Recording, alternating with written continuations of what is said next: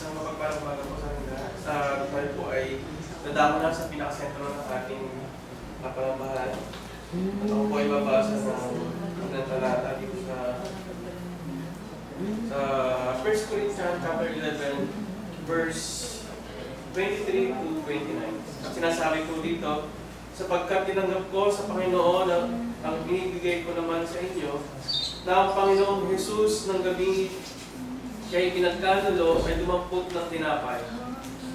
At nang siya'y mapagpasalamat, ay kanyang pinagputol-putol at sinabi, ito'y aking katawan na pinagputol-putol dahil sa inyo. Gawin ninyo ito sa pag-alaala sa akin. At gayon din naman hinawakan ang sarong pagkatapos na makahapon at sinabi, ang sarong ito ay siyang bagong tipan ng aking dugo. Gawin ninyo ito sa tuwing kayo magsisinom sa pag-alaala sa akin. Sapagkat sa tuwing kanin ninyo ang tinapay na ito at inuman ninyo ang saro, ay inihahayag ninyo ang pagkamatay ng Panginoon hanggang sa dumating siya. Kaya't ang sino mang kumain ng tinapay o uminom sa saro ng Panginoon na di nararapat, ay magkakasala sa katawan at dugo ng Panginoon. Datapat siya sa atin ng tao kanyang sarili, at saka kumain ng tinapay at uminom sa saro. Sapagkat ang kumakain at umiinom ay kumakain at umiinom sa hatol ng sa kanyang sarili.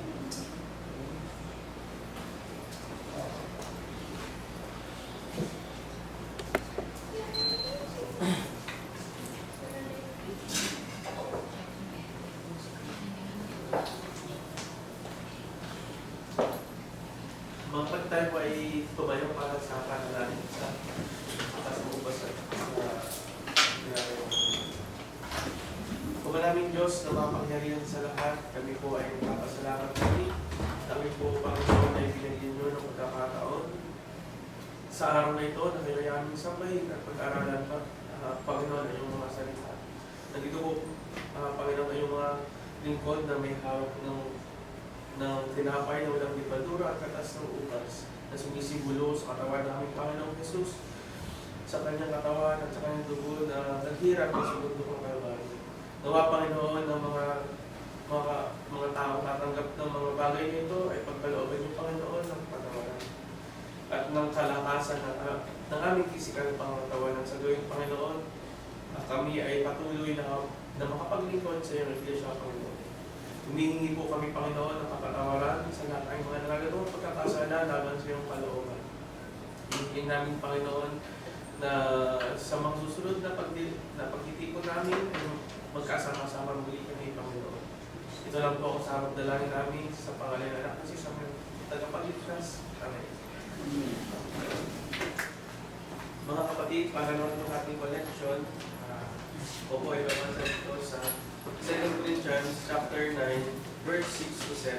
At sinasabi ko dito, dapat sinasabi ko, ang wikaya ito sa Pablo, ang naghahasik ng bahagyana ay mag-aani ng mga bahagyana. Ang maghahasik ng sagana ay mag-aani ng mga sagana. Magbigay ang bawat isa ayon sa pinasya ng kanyang puso. Huwag mabigat sa loob o dahil sa kailangan, sapagkat iniibig ng Diyos ang nagbibigay ng masaya. Atin po awitin ang counter blessings. When upon like pillows you are tempestuous. Ready? Sing.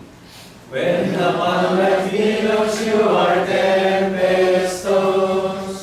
When you are discouraged, thinking all is lost.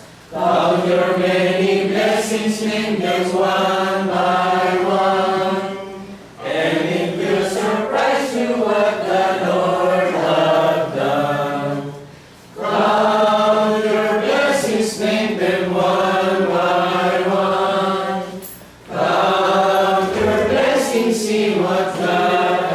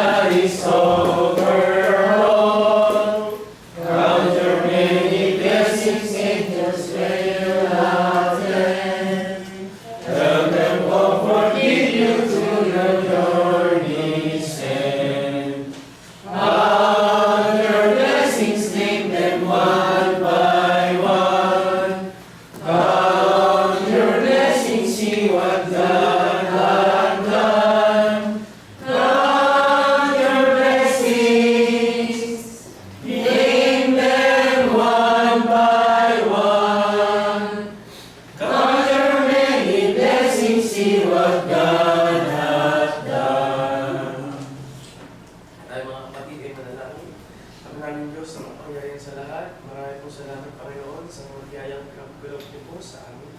Marami pong salamat, Panginoon, sa buhay at kalakasan na ibinibigay mo sa amin sa araw-araw. Nagpapasalamat kami, Panginoon, sa salaping ito na pagtipon namin. Nawa, Panginoon, ang salaping ito ay magamit namin sa mga kapatiran namin na nangangailangan, sa mga kapatiran namin na may mga karamdaman. Nawa, Panginoon, ang mga salaping ito ay magamit din namin sa pagpapalala ng Panginoon ay ang salita. Nagpapasalamat kami, Panginoon, sa lahat. Ito lang po ang samod na namin sa pangalan ng Jesus, aming tagapagligtas. Amen. Amen. At para po sa question and answer,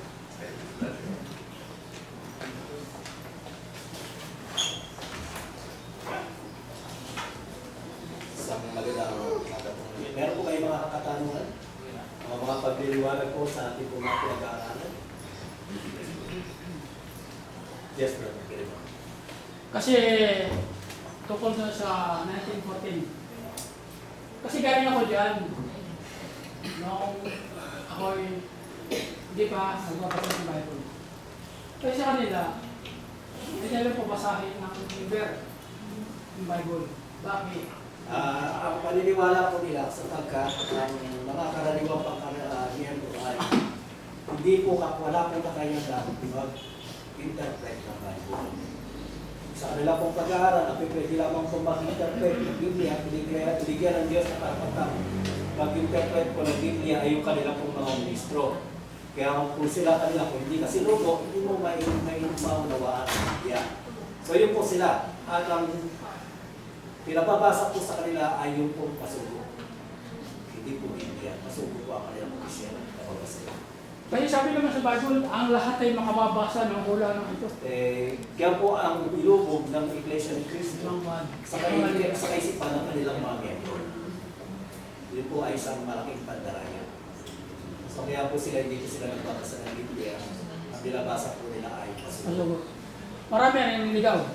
So lahat po sila, lahat ng nabotis o naman po sa Iglesia ni Cristo 1914, lahat po sila ligaw. Bawal na bawal talaga magbasa ng Bible. Meron pa pong katanungan? Pagliliwanag po.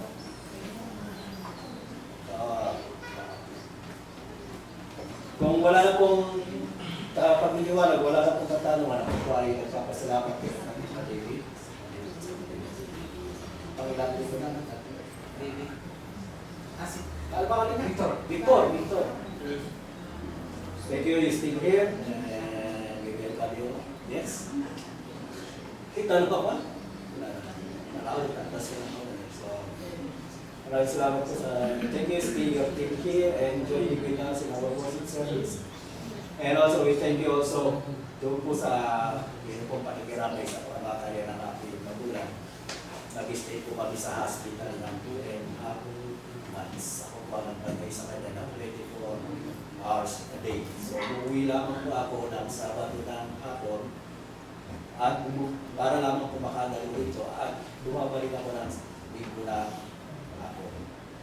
So, nasa work kami. So, maasa ako na siya ay gagaling at lalakas. Pero at the end, mga 1.5 month na may napapansin ko medyo may pagbabago. So, nag-stay po kami sa private room para hindi siya makakuha ng infection. Pero at the end, na-end pa rin po siya sa ICU. So doon po nakita, doon po sa 2 buwan at kalahati po pag-stay sa hospital.